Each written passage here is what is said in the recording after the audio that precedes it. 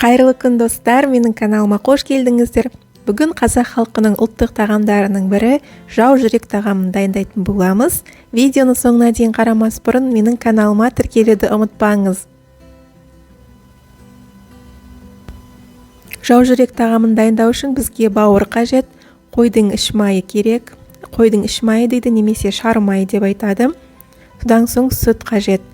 Ең алдымен бауырдың сыртындағы қабығын алып тастаймыз, яғни пленкасын. Содан соң орташа бөліктерге ұзыншалау етіп бөліп аламыз. Мінекей бауырдың барлығын орташа бөліктерге турап алдық. Енді 1 сағатқа сүтке салып қоямыз. Сол кезде бауыр әдемі болып жібиді. Міне 1 сағатымыз өтті. Енді бауырды әдемілеп жуып аламыз. Содан соң тұздаймыз. Тұздап 5 минутқа қойып қойсаңыздар да болады. Енді бізге тұшыққыш таяқшалар қажет. Қойдың іш майын осындай бөліктерге бөліп аламыз. 4 бұрышты етіп, содан соң бауырды салып, жақсылап орап аламыз.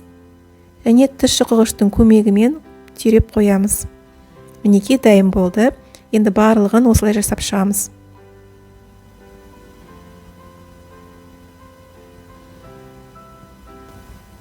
Енді табаны орташа отта қыздырып аламыз. Құрғақ табаға бауырды салып, екі жағынан әбден қызарғанша қуырып аламыз. Шамамен 4-5 минуттай қуырамыз.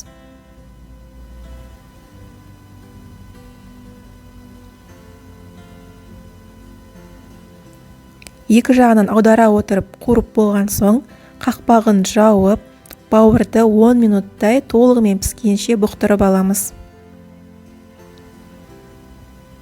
Мінекей 10 минутымыз өтті. Жау жүрек тағамы дайын болды. Жасап көруге кеңес етемін. Видеоны соңына дейін қараған болсаңыздар, лайк басып, комментарий жазуды ұмытпаңыздар. Және де менің каналыма тіркелуді ұмытпаңыздар. Сіздермен бірге болған Мөлдір. Сау болыңыздар.